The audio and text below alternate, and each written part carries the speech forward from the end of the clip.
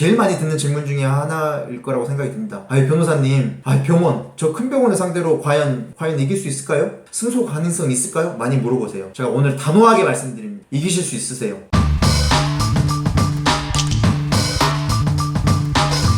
안녕하세요. 귀교율에 듣겠습니다. 여러분의 변호사 손영서 변호사입니다. 오늘 제가 유튜브 첫 촬영을 하게 되었습니다. 그래서 첫 촬영이라 많이 긴장되고 또 실수도 많이 할 것 같은데요. 제가 오늘 TMI는 싹 빼고 엑기스만 모아서 환자분들에게 유익한 정보들을 중심으로 컨텐츠를 구성할 예정이니까요. 너그러운 마음으로 시청해 주시고 또 제가 드리는 말씀에 집중해 가지고 영상을 잘 시청해 주시면 감사할 것 같습니다. 첫 시간이니까 제가 소개를 간단히 해야 될 것 같습니다. 경력에 대한 이야기를 좀 말씀드려야 되겠어요. 특이하게도 저는 로펌, 사내 변호사, 개업 변호사 이 세 개를 변호사들이 할 수 있는 변호사 활동에 대해서 다 경험을 해봤습니다. 처음에는 여러분들 드라마나 영화 같은 데에서 접하셨던 로펌들, 법무법인이라고 하죠. 거기서 전연차 때는 아주 열정적으로 아주 호되게 고된 생활을 통해서 이제 일을 좀 많이 배웠고요. 그 다음에는 이제 전연차 변호사들은 항상 그런 고민들을 합니다. 어떤 특수 분야, 나의 어떤 전문성을 살릴 수 있는 분야를 내가 어떤 거를 좀 커리어로서 쌓을 수 있을까라는 생각을 저도 전연차 때 그런 생각을 했었고, 저 개인적인 어떤 경험 때문에 저는 우리나라 성형산업에 좀 문제가 있다고 생각해서 성형 부작용이나 의료 쪽에 어려움을 겪으신 분들을 도울 수 있는 방법이 어떤 것들이 있는지 좀 생각을 해봤고, 그렇기 때문에 환자분들을 위한 창과 방패가 되어드리면 좋겠다고 생각이 들어서 대형 성형외과의 법무팀장으로 입사하게 되었습니다. 큰 성형외과에 있으면서 이제 성형외과에 운영하는 시스템 같은 것도 배울 수 있었고, 보건소나 경찰서에 이렇게 응대를 하면서 어떤 방향식으로 진행되는지도 알게 되었고, 또 이런 의료기관들이 개선해야 될 부분에 대해서도 좀 검토를 하게 됐었고요. 또 병원이 두려워하거나 무서워하는 것들, 또 걱정하는 부분들, 병원이 취약한 부분들에 대해서도 좀 경험할 수 있었습니다. 물론 이제 제가 근무했던 곳은 굉장히 대형 성형외과였고, 직원이 500명이 넘고, 그때 당시만 해도 이제 의사 선생님들이 40명이 넘었기 때문에 굉장히 시스템이 잘 되어 있었고 분업화가 잘 되어 있어서 큰 문제는 없었지만 그래도 여러 가지들을 배울 수 있었고, 또 큰 곳에 있다 보니까 어떤 점들은 굉장히 잘 되어 있었습니다. 예를 들면 의무기록이라든가 진료기록부의 어떤 기재사항들 이런 것들이 잘 되어 있었기 때문에 제가 이제 개업해서 나와가지고 저한테 이제 상담 오는 환자분들이 가지고 오는 어떤 경험하셨던 그런 진료기록부나 성형외과에서 경험담 같은 거를 들어보면 정말 문제가 많은 곳들이 많더라고요. 그래서 큰 곳에 있다 보니까 작은 곳에서의 어떤 문제점들을 잘 알 수 있게 되었었고, 그런 점에 있어서는 제가 이제 그런 경험을 통해서 직접 경험을 하면서 많은 걸 배울 수 있었던 것 같습니다. 무엇보다 제가 성형외과 병원의 자문 변호사가 아니라 성형외과 병원에서 사내 변호사로 근무하면서 당연히 대표 원장님께 제가 월급을 받으면서 사내 변호사를 근무했기 때문에 당연히 여러분들께서 믿고 들으셔도 됩니다. 왜냐면 이런 경험을 바탕으로 제가 이제 여러분들께 말씀을 드리는 거니까요. 그래서 오늘 컨텐츠들을 이제 본격적으로 시작하면요. 오늘 제가 여러분들께 말씀드릴 것들은 서론, 첫 번째 서론, 의료 분쟁에 대해서 서론을 말씀드리고, 두 번째로는 어떻게 의료소송과 의료 분쟁을 어떻게 대응할 것인가, 환자분들께서 효과적으로 대응하는 방법. 병원들이 정말 입증 방해를 많이 하거든요. 저희가 의료 분쟁을 잘 진행할 수 있는 걸 방해를 많이 합니다. 그런 산들을 어떻게 넘을 수 있을 것인가에 대해서 효과적인 방법에 대해서 제가 안내를 해드릴 거고요. 마지막으로 이제 마무리 말씀을 드리면서 영상을 마치도록 하겠습니다. 먼저 서론 말씀드리겠습니다. 제가 오늘 TMI만 딱 빼고, 자, 여기까지가 서론입니다. 본론은 중요한 부분이죠. 의료 분쟁에서 어떻게 대응할 것인가. 환자분들과 이제 전화 상담을 하거나 대면 상담을 할 때 환자분들께서 많이 물어보세요. 제일 많이 듣는 질문 중에 하나일 거라고 생각이 듭니다. 변호사님, 병원, 저 큰 병원을 상대로 과연 환자 내가 개인인데 과연 이길 수 있을까요? 변호사님, 그게 가능할까요? 승소 가능성 있을까요? 많이 물어보세요. 제가 오늘 단호하게 말씀드립니다. 이기실 수 있으세요. 정말입니다. 믿으셔도 좋아요. 실제로 우리나라 의료소송에서 결과들을 보면 조정이나 화해 같은 거를 포함하면 환자분들의 승소율이 50% 언저리까지 됩니다. 그렇기 때문에 전혀 승소 가능성이 낮다라고 표현할 수가 없어요. 또 의료소송까지 가지 않더라도 그 전 단계, 환자가 적절한 보상을 받는 것을 전제로 해서 병원과 의료기관과 합의를 하면 그런 것들이 또 반드시 환자가 패소했다고 할 수는 없잖아요. 적정한 보상을 받으면. 자, 그것이 어떻게 가능할 것인지. 제일 중요한 첫 단계는 의료소송을 준비하는 단계겠죠. 어떻게 의료 분쟁을 대응할 것인가. 집중해서 잘 들으시면 좋을 것 같습니다. 첫 번째, 흥분하지 마세요, 환자분들. 저 이해합니다. 제가 뭐 당연히 지금 안면, 특히 안면 수술, 뭐 턱 수술이라든가 코 수술, 쌍꺼풀 수술 이렇게 해서 흉터가 남는다거나 일상생활을 유지하기 어려울 정도로 고통받는 것에 대해서 저도 굉장히 잘 이해해요. 뭐 저만 하더라도 이 영상을 어떤 각도에서 찍는 게 멋있는지 이렇게 고민을 정말 여러 번 하고 지금 이렇게 찍는 건데, 사실 성형수술이라는 것 자체가 예뻐지고 또 멋진 모습을 보이기 위해서 성형수술 받는 건데, 오히려 성형수술을 통해서 흉터가 남고 부작용이 얼굴에 남는다고 하면 여러분들께서 얼마나 고통스러우시겠어요. 당연히 화가 나시는 걸 이해해요. 분노의 감정이 엄청나게 일어나는 건 이해하지만 병원에 가서 그런 감정들 표출해봤자 여러분들께 도움이 되는 게 전혀 없습니다. 병원이랑 합의를 나중에 하더라도 그게 어려워지고, 나중에 형사고소를 하든 아니면 민사소송을 가시더라도 병원에서 그걸 트집을 잡아요. 이 환자가 완전 제정신이 아니다 뭐 이런 식으로요. 그렇기 때문에 여러분들께서 되도록이면 침착하시고 흥분하지 마세요. 너무 화가 많이 난다, 막 진짜 정말 너무 뚜껑 열리겠다 그러시면 제가 여기 제 연락처랑 저희 사무실 연락처 남겨둘 테니까 저한테 전화하세요. 그럼 제가 대신 싸워드릴게요. 그래서 환자분들 이야기 드려드리고 제가 의료기관에 대신 항의를 해드릴 테니까 너무 흥분하지 마세요. 자, 두 번째입니다. 의료기관에 찾아가서 설명을 요구하세요. 근데 환자가 이제 컴플레인을 하게 되면 병원 의료기관에서는 뭐 실장이든 뭐 팀장이든 뭐 원무과장이든 여러 사람들이 나와서 환자랑 대응을 하는 경우가 있겠죠. 그러면 이제 그분들의 말씀을 좀 들어보세요. 어떤 부분이 어떻다 들어보시고, 만약에 이제 설명이 만족스럽지 못하다면 당연히 환자분께서는 나의 담당 주치의를 만나겠다고 하실 수 있겠죠. 그러면 항상 의사들은 바빠요. 그래서 뭐 차일피일 미루고 다음에 오라고 하든가 아니면 뭐 여러 가지 핑계를 대는데, 우리가 환자를 수술한 주치의를 만날 수 있고 진료를 받을 수 있는 규정이 우리 의료법에 있습니다. 자, 여기 제가 참고자료를 넣어드릴 텐데, 의료법 15조. 의료인이나 의료기관 개설자는 진료 요청을 받으면 정당한 사유 없이 거부하지 못한다. 네, 이렇게 의료법에 있습니다. 그렇기 때문에 담당 의사를 반드시 만나고 가세요. 물론 의사가 실제로 수술 중이거나 그러면 좀 기다리셔야 될 수도 있겠죠.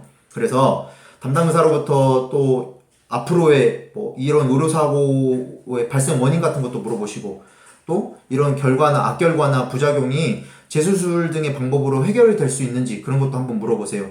그래서 그 계획과 뭐 앞으로의 절차 같은 것도 물어보시고, 뭐 당연히 당장 재수술이 안 되고 어느 정도의 경과 관찰이 필요할 수도 있잖아요.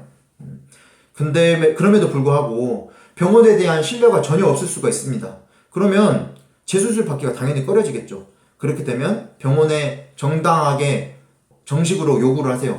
향후 치료비 달라, 아니면 재수술을 다른 병원에서 할 테니까 달라, 이렇게 해서 정식으로 한번 요구를 한번 해보세요. 이게 먼저 첫 단계입니다.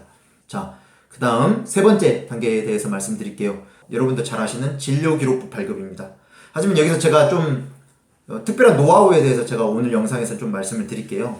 자, 진료기록부를 발급하겠다라고 하면 병원에서 네, 여기 있습니다 하고 주는 성형외과나 그런 곳은 거의 없습니다.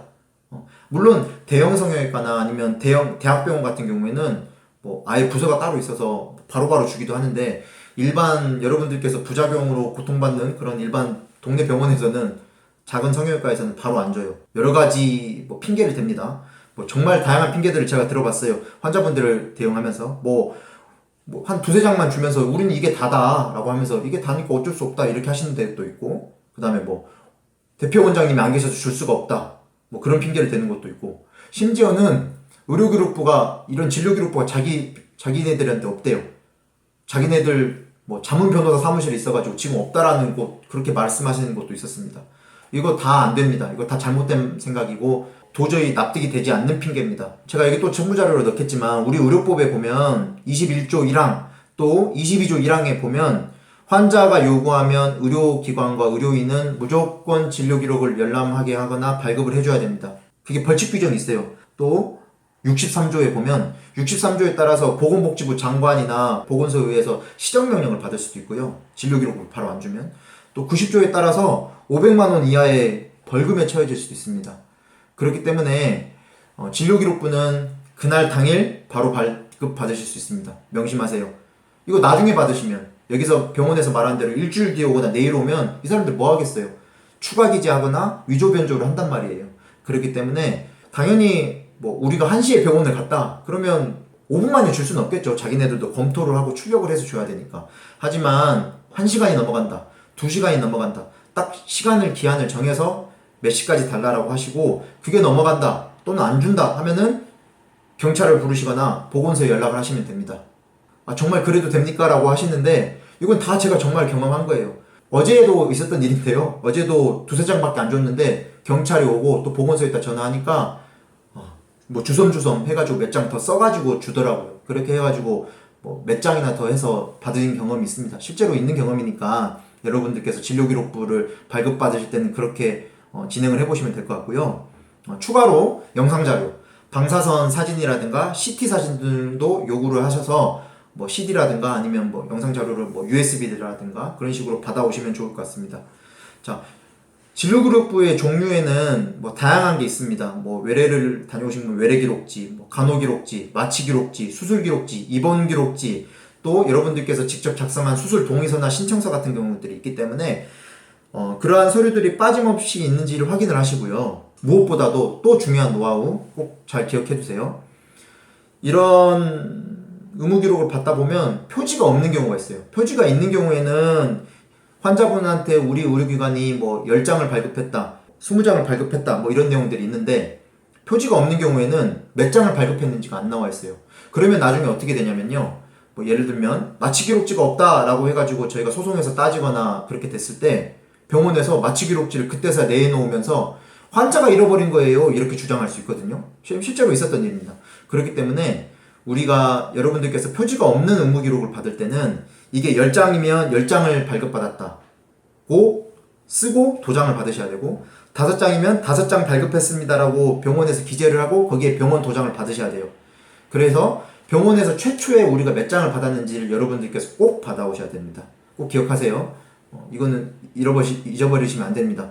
워낙 이런 작은 병원들에서는 의무기록지를 대충 쓰기 때문에 분명히 나중에 이게 의료법 위반으로 문제가 됩니다. 그러면 그 사람들이 별의별 핑계를 대면서 자기네들이 의료법 위반 안 했다고 주장하기 때문에 방금 뭐 몇 장 발급받았는지 그거는 꼭 쓰시고 병원에서 쓰고 병원 도장을 받아오셔야 됩니다.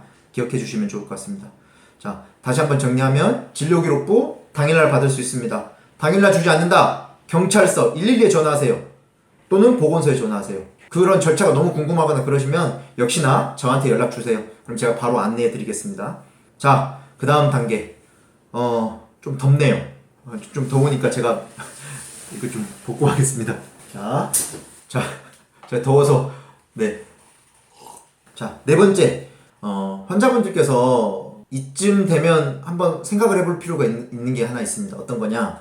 병원에서는 우리가 성형부작용에 대해서 이런 컴플레인을 하거나 불만족을 표시하면 병원에서 이렇게 말해요. 아니 그거는 객관적이지 않습니다. 환자가 자기 결과를 만족하지 못해서 환자의 주관적 불만족에 의해서 지금 컴플레인 하시는 거예요. 병원이 이렇게 이야기해요.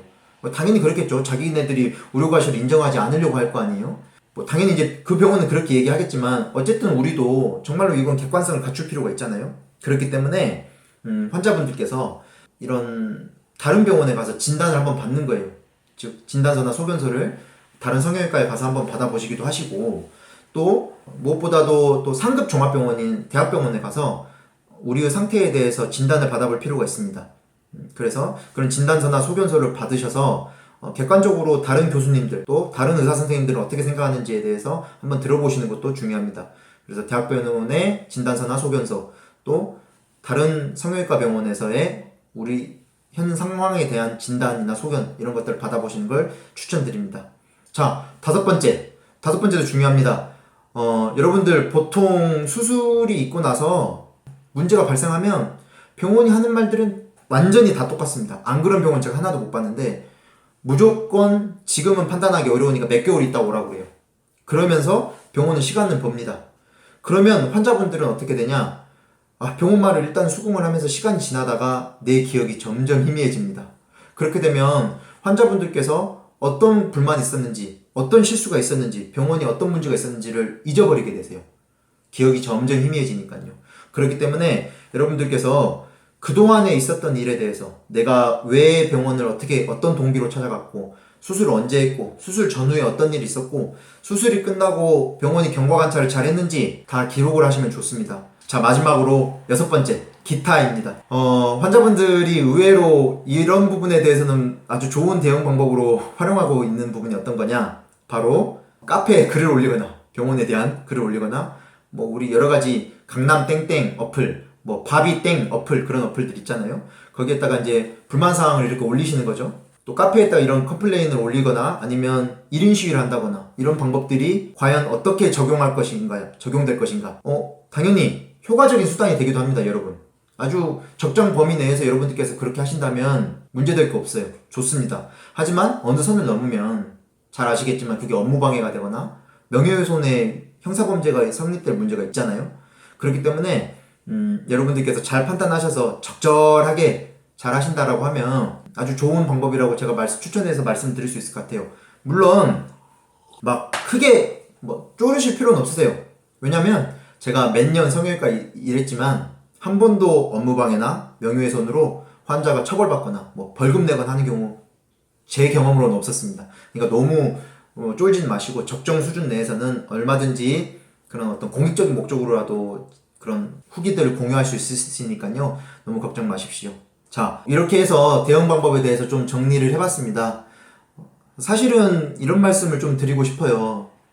사실 왜 그러면 병원을 상대로 이기지 못한다 환자들이, 그런 말이 왜 나왔을 것인가? 이런 어떤 법률 조력을 얻을 수 있는 접근성과 관련해가지고 어떤 병원의 자변력 앞에 무기 대등의 원칙이 무너지기 때문에 환자들이 변호사 조력, 법률 조력 없이 제대로 대응하지 못하기 때문에 그런 루머, 환자가 병원을 상대로 이길 수 없다라는 루머가 도는 겁니다. 하지만 꼭 소송을 하지 않으셔도 돼요. 변호사를 선임하지 않으셔도 뭐 소비자보호원도 있고요. 또 의료분쟁 조정중재원, 그런 절차를 통해서도 할 수가 있고, 또 병원 같은 경우에는 병원 내부에 또 보험에 가입되어 있는 병원도 있기 때문에 그런 절차를 활용하는 방법도 있습니다. 일단은 여러 가지 절차들이 있으니까 굳이 여러분들께서 소송을 선택하지 않으셔도 되니까요. 여러분들께서 너무 병원을 상대로 이길 수 없기 때문에 포기해야겠다 이렇게 하지 마시길 바랍니다. 제 개인적으로는 대부분 제가 이제 병원을 대리해서 소송을 하는 경우도 있고 환자를 대리해서 소송을 하는 경우도 있고 하는데요. 병원을 대리해서 패소한 적이 몇 번 있는데 환자분들 대리하는 경우에는 대부분 어느 정도는 성과를 거뒀습니다. 환자분께서 원하는 만큼의 금액을 받아내지는 못했지만 어느 정도는 병원을 대부분 환자분들의 어떤 보상금을 좀 받은 경우가 굉장히 많습니다. 대부분입니다. 그렇기 때문에 환자분들 뭐 겁먹지 마시고 병원을 위해서 병원을 상대로 싸우시면 됩니다. 자, 그럼에도 불구하고 제가 이렇게 조언을 드렸지만 변호사님, 저는 진짜 병원 상대로 못하겠어요. 너무 어렵습니다. 근데 변호사 비용은 너무 비싸고 방법이 없을까요? 뭐 이렇게 고민하신 분들이 있으세요. 그러면 제가 도와드릴 수 있어요. 도와드릴 수 있습니다.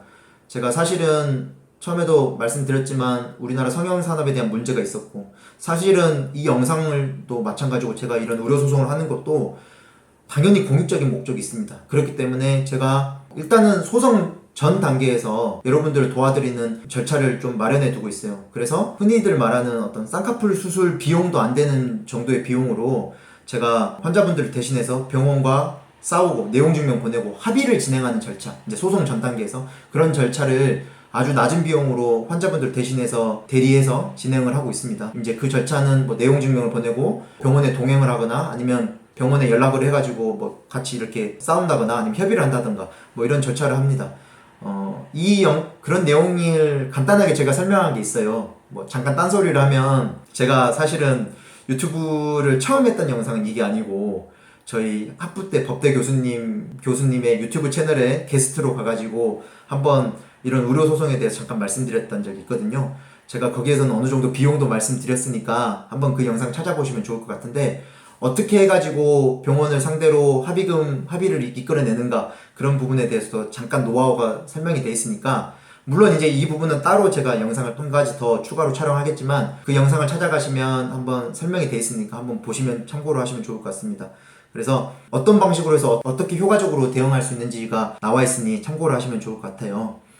그렇습니다. 그래서 제가 다음번 영상에서는 이런 합의 절차, 소송을 가기 전에 어떻게 병원을 설득해서 병원과 합의해서 병원으로부터 보상금이나 합의금을 받아낼 수 있는가에 대해서 제가 한번 말씀을 드리겠습니다. 자, 그러면 일단은 이 정도로 말씀을 드릴 수 있을 것 같고, 이제 좀 마무리 단계로 정리를 해볼게요. 환자분들과 이런 상담을 하다 보면, 특히 성형 상담, 성형 부작용 상담을 하다 보면 가끔씩은 제가 법률 상담을 하는 변호사가 아니라 환자분들 마음을 치료하는 심리치료사가 된다, 그런 생각을 가질 때가 정말 많습니다. 환자분들께서 저랑 상담하고 나서 별 말씀 안 나눴는데도 변호사님이랑 말씀 나누니까 정말 마음이 좀 놓입니다. 아니면 그렇게 하면 되겠네요. 변호사님 감사합니다. 그런 말씀 정말 많이 하세요. 제가 왜 그럴까 생각을 해봤어요. 왜냐, 이 환자분들께서 이런 성형 부작용으로 신체에 이런 드러나는 이런 상처뿐만 아니라 마음의 상처들이 정말 크신 거예요. 그래서 저랑 이렇게 말씀을 나누면서 어느 정도는 마음의 상처가 치유되는 그런 느낌을 받으시나 보다라는 생각을 했습니다. 그렇습니다. 그러니까 성형소송, 특히 성형부작용 소송, 또 의료소송들은 어떻게 보면 법리적인 다툼을 하는 것도 물론이고, 법리적인 다툼과 함께 환자의 마음을 치료하는 그런 것들을 병행하는 게 변호사의 미덕 중에 하나가 아닌가 생각이 들어요. 그래서 제가 그런 어떤 저랑 상담하시는 분들께 그런 위로 말씀을 드리고 또 상담을 해드리고 그러는 과정을 통해서 어느 정도 치유가 되는 효과를 거둘 수 있다면 정말 좋은 것 같습니다. 그래서 이제 제가 마지막으로는 제가 좋아하는 글귀를 여러분들께 한 가지 소개를 해드리고 싶어서 제가 한번 준비를 해봤는데요. 제가 한번 읽어드릴게요. 박준 작가님의 산문집에서 있었던 내용입니다. 저도 이제 말로 먹고 사는 사람이니까 말을 얼마나 어떻게 잘하는 게 중요할 것인가에 대한 고민을 많이 하는데요. 소개해드리겠습니다. 나는 타인에게 별 생각 없이 건넨 말이 내가 그들에게 남긴 유언이 될 수 있다고 믿는다. 그래서 같은 말이라도 조금 따뜻하고 예쁘게 하려고 노력하는 편이다. 말은 사람의 입에서 태어났다가 사람의 귀에서 죽는다. 하지만 어떤 말들은 죽지 않고 사람의 마음속으로 들어가 살아남는다. 네, 이렇게 제가 좋아하는 글귀를 소개해드려 봤습니다. 오늘 여러가지 말씀들을 여러분들께 드렸어요. 제가 드렸던 팁이나 조언들이 여러분들 마음속에서 기억되고 살아남아서 유용하게 쓰이길 바라고 또 기도하겠습니다. 마지막으로 이제 드릴 말씀은, 여러분들께서 많은 좀 이렇게 가슴앓이만 하지 마시고 마음앓이만 하지 마시고 법률 상담을 많이 받아보시면 좋겠어요. 많은 변호사님들께서 열려있기 때문에 그렇게 높은 비용으로 상담비가 있지 않습니다. 그렇기 때문에 다양한 변호사님들께 조언을 구해보시고 또 무료로 상담을 받을 수 있는 제도들이 많이 있습니다. 법률 홈닥터 제도라든가 아니면 각 동사무소에 마을 변호사님들 계세요. 마을 변호사님께 상담을 받는 방법, 또 대한법률구조공단, 이렇게 상담을 받는 여러가지 제도와 절차들이 있으니까 그런 것들을 이용해 보시는 것도 중요합니다. 그렇기 때문에 그런 법률 상담을 받으시면서 용기를 내시면 좋겠어요. 그래서 의료 분쟁을 어떻게 준비할 것인가, 어떻게 대응할 것인가에 대해서 첫 단계를 밟아가시면 좋을 것 같다는 생각이 듭니다. 네, 이상 오늘 영상을 마치도록 할게요. 제가 마지막 인사는 좀 고민해 봤는데요. 인사드리겠습니다. 귀 기울여 듣고 최선을 다해 변호하겠습니다. 여러분들을 대신해서 소리 높여 싸우겠습니다. 손영서 변호사였습니다. 감사합니다.